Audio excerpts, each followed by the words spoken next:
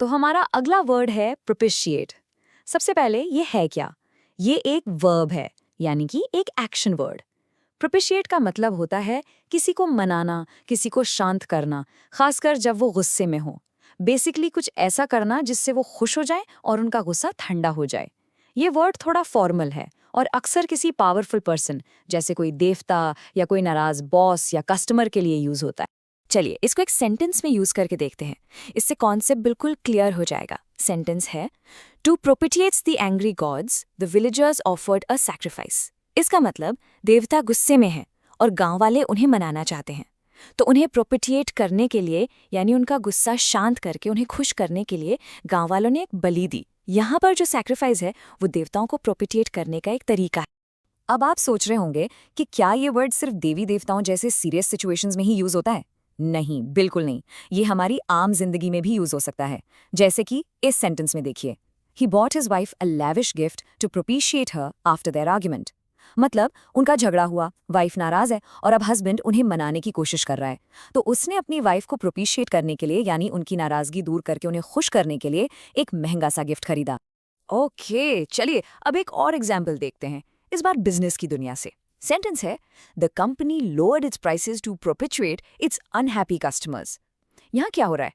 Company के customers किसी वजह से नाखुश हैं, और अगर कस्टमर्स ही खुश नहीं रहेंगे तो बिजनेस को तो नुकसान होगा ना, राइट?